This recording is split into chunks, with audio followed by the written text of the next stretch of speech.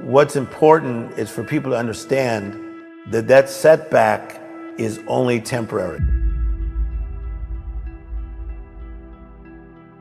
Sometimes you have to go left before you get right. It sucks to think I got to go left before I get right. To be left, forsaken, rejected, it didn't work. Before you get right, apropos, germane, in the groove, in sync. We all want to be right, but sometimes you got to go left before you get right. What most people think is that they have to become a discount version of themselves. So many people have written discount version of yourself, but you have to again think to yourself, okay, I am left, but I can now turn this left into something positive. So what I teach is you could turn your left into a library of learning and a sanctuary of going deeper.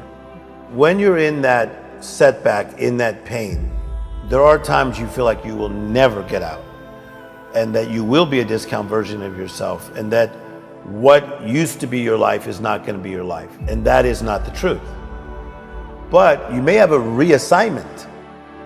The key is not to try to become the person you used to be. A comeback is not a go back. Don't try to go back. That'll frustrate you even more. So now we've got to pay attention to what we have now and what is my new assignment. And you don't have to limp your whole life in that new assignment because it's a new assignment. Your mess can become your message. I think there's times that we're headed somewhere, and then people are in our posse going, oh yeah, that's where you belong. You are headed that way, that's where you belong. So Mother Teresa was a school teacher. And so she was headed towards being a school teacher and moving up as a teacher. But then she saw something. See, our lives are changed two primary ways: education and observation. So Mother Teresa walked into the school one day and she noticed the orphans. Had she not noticed the orphans, we would never known of Mother Teresa, but she saw the orphans. And she said, I'm gonna find a way to feed them. So as a few orphans, she fed them. The next day was more orphans. She fed them. The next day was more orphans. So she got off what she thought was her pathway because she heard somebody else was in pain. And that's what hit me, man. Working your land will change anybody's life. There's a proverb that says, he who works his land will have abundance. But if you chase fantasies, you lack wisdom.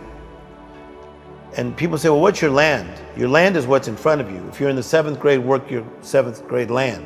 If you're the cameraman, work your land. If you're a janitor, work your land. If you're a single mother, work your land. Your land is what's in front of you. So I started studying the law of the harvest, of working your land to get a harvest. You got to plow the ground. You got to plant the seed. You got to water the seed, and then you reap a harvest. You got to work your land. You got to plow. And you got to plant the right seeds. See, every day you got negative seeds and positive seeds. And people that are selfish, man, you're just planting negative seeds that are not going to come back positive. So when you plow and you plant the right seeds and you water them, which is repetition, it doesn't look like it's going to grow. Come on, man. You're working at Taco Bell, making gorditas, taking care of the Chihuahua. Doesn't look like it's working. All of a sudden, man, payday is on its way. Most people make big mistakes on a regular day. And now we got choices. A choice is a selection. I got a choice. And usually when they mess it up, they made a couple bad choices. And the choice created a challenge. So the key then is to find out what state of mind and what state was our soul in when we made that choice. Because I'm trying to tell you, when a person's at peace, they're not usually making really silly choices. It's usually coming from a place that's not so peaceful. So the beautiful thing about peace, it's not it's not a spot. Like people say, I'm going to go to Marbella, Spain, that's where I find peace. Or I'm going back to Egypt, that's where I find peace. That's cool, that probably helped. You can like stop, bam, right now and have peace. You can go into that place of meditation. You gotta stop the noise, okay? You gotta look inside yourself, and then you have to listen. So let's just stop now.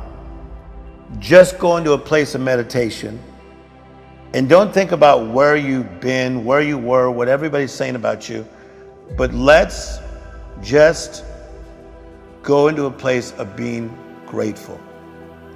It's this idea of you may not be what you want to be, but thank God you're not what you used to be. You can find a better place to help solve that dilemma that you're in.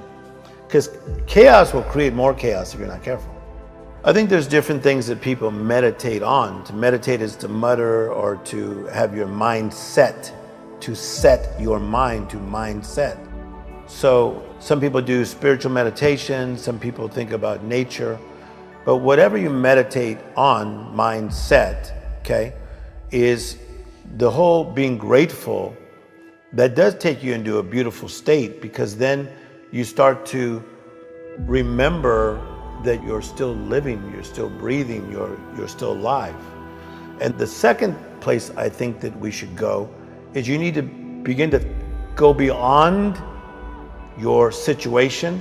You need to think big in small places. Let's say you just found out your son has a really bad illness and somebody's working through that. It'd be so easy to go singular. See, when somebody's sick, they usually go singular. I'm hurt, I'm in pain, you don't know what I've been through. You go singular. When you begin to think beyond, you go plural.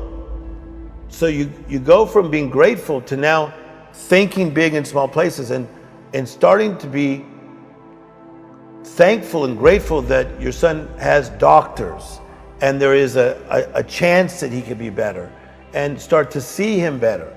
That's a choice, that is a mind set, right? I believe in having what I call a miracle mindset.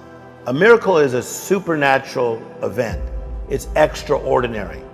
It's beyond. And I honestly believe this, that the more my mindset goes into a miracle mindset, you see this in the life of Ellen, Steve Harvey, Oprah, every one of them saw themselves there before they got there. So that mindset of the miracle mindset took them into where, first of all, they believed, then they expected. So when you begin to get a miracle mindset and you start meditating on what can happen, man, it's wild. What I saw, all is happening. I think that it goes into phases. The first phase of meditation is I come into a place of quiet. And the second phase is I want to then start hearing myself. Your dream has a voice. I start hearing my dream, but I go from a place of quiet, then a place of hearing, then a place of seeing. The visualization takes me out. So it's so important, again, not just to be inward, no matter what you're going through. Get quiet, let the dream speak, but then you got to think outward.